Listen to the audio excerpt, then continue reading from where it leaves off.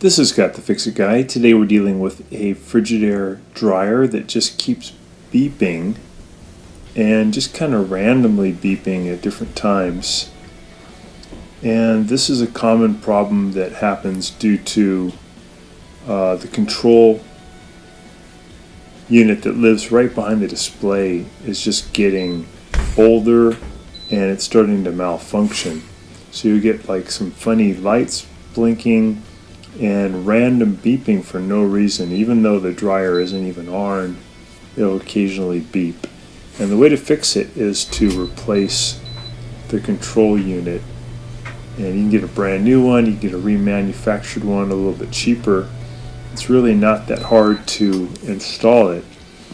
But it's a common problem with this model. They're otherwise pretty good dryers.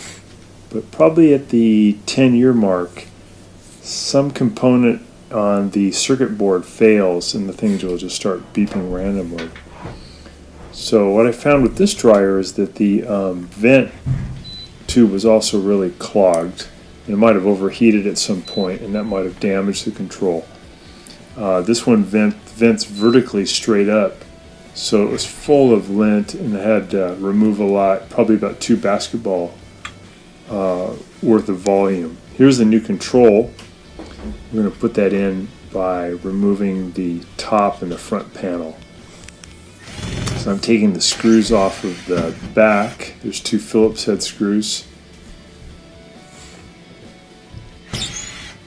And then what I'll do is I'll grab the upper panel and I'll push it away from me and then I'll lift it off of the dryer.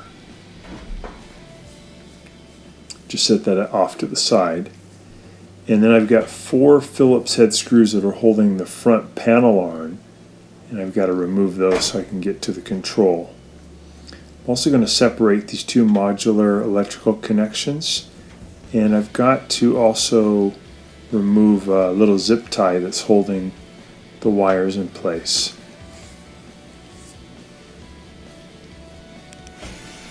So now I'm using the Phillips head screwdriver to remove the 2 screws on the top that are holding the control panel in.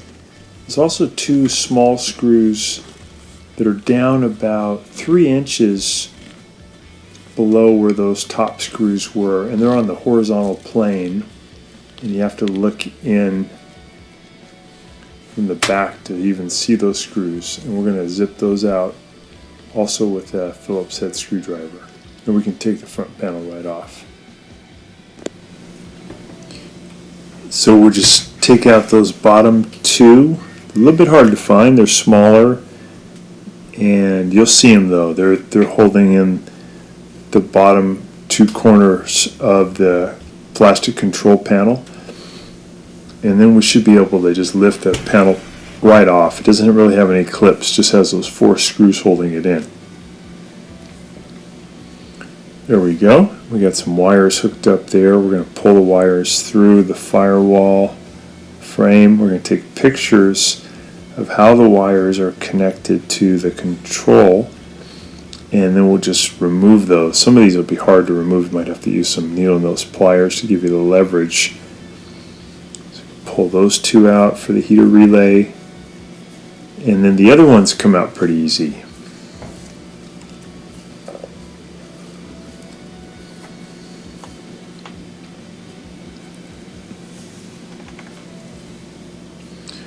With the new controller, you may get another 7-8 years of service without any trouble. This is just a common kind of weakness to this particular dryer, is this controller. I just got a remanufactured one, so I think it was only $130. So I'm going to take out these screws that are holding the controller to the plastic front panel. And once I get those off, I can just separate the 2. I can pull the controller off of the plastic panel. Just got to get a grip on it, kind of wiggle it, lift it, and it'll come free. What you'll notice on the old control is that there's some plastic little, we might call them light lenses, that have to be removed from the old control and put onto the new controller. Here's the two together. They're different colors, but that's okay. It doesn't make any difference.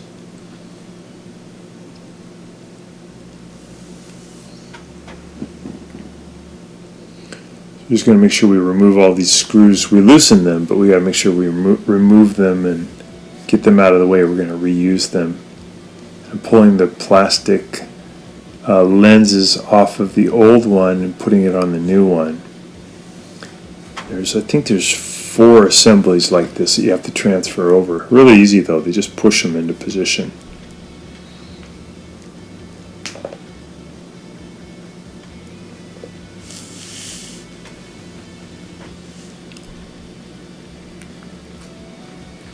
I'm not sure if the dryer overheating due to the clogged lint tube was a contributor to this controller dying early, or if that was just going to happen anyway, but it's really good to keep those vent tubes cleared out, especially if your vent tube leaves your house in a vertical manner instead of on the horizontal plane. If it just goes straight up through your roof, it's much more likely to clog probably about every 6 months, so it's good to clean it. So I'm just transferring over those little plastic lens assemblies, and I got them all. I just got to reposition this last one. And then there's a knob that's stuck on the old controller that you have to pull out and put into the new controller. There's two knobs on the front of the control panel, and these little stems have to be transferred over. So I'm just going to push it into the new controller, and then I'm going to feed the new controller into the plastic front control panel, and just got to make sure everything lines up. Take your time here. This is a little tricky because you got to get these black stems that go into the front controls to line up. It may take a while, so don't get frustrated. Just keep working with it. Turn the knobs until it all lines up. It'll click into place. There we go. Then we're going to put in the screws that hold it together, hold it to the control.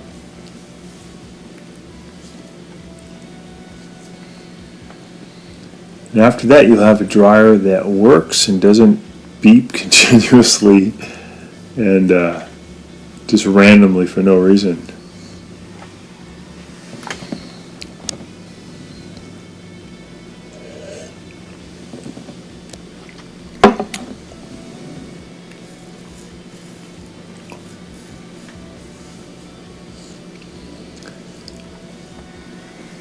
Just tighten all those up.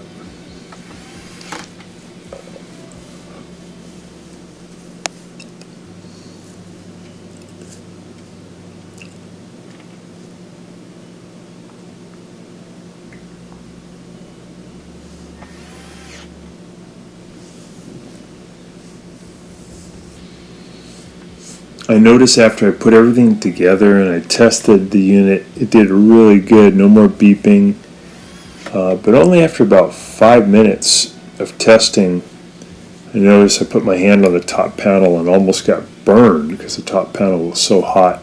That's an indication that the dryer is not able to get rid of its heat through the vent tube, and that made me aware that I had to really clean that vent tube.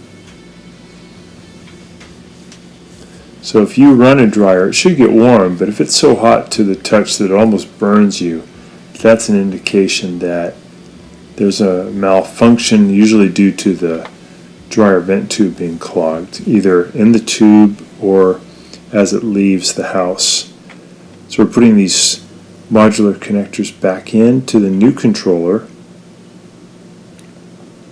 You can just look at the picture you took on your phone as a reference. But it's pretty simple on this machine, not too many connections. We're going to feed those wires back through the firewall, back through the frame. We're going to reconnect the modular connectors.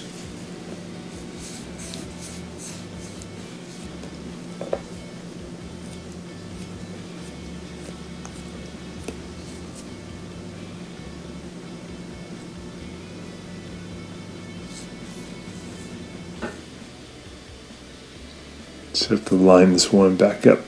There we go. Got it plugged back in. I'm going to give it a little test. Make sure it's working.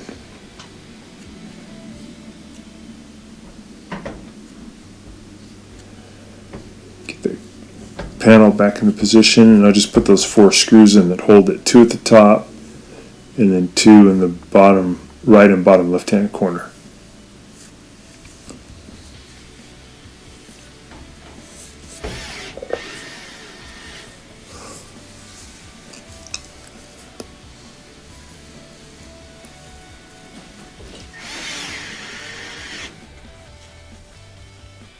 So we're just putting in a few more screws here to hold on the front panel, and we can give it a test.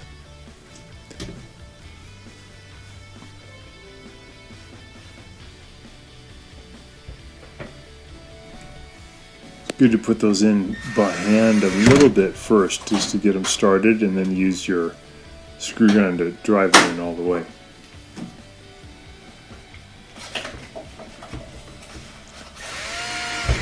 There we go.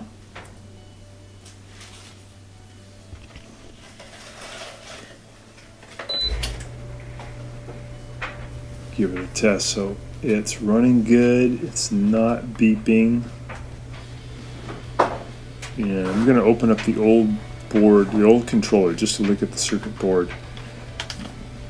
Sometimes you'll see a component that has overheated. You'll see a burn mark on the circuit board, just so you know which component had trouble. When I took a look at this one, though, I couldn't really see anything. It could be a diode. There's so many different components that could go south. You'd have to test each one, but the circuit board looked pretty good. Didn't see any obvious burn marks.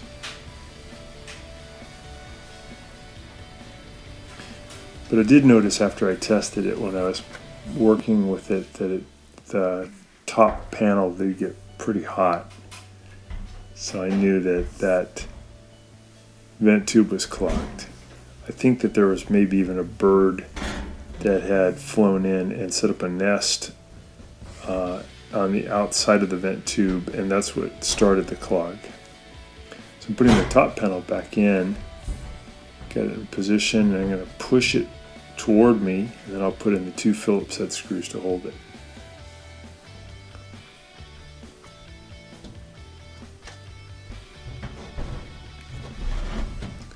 And that's it. You'll have a dryer that's going to work really well for a long time, and for not a whole lot of money to buy a new controller, especially if it's a reconditioned one.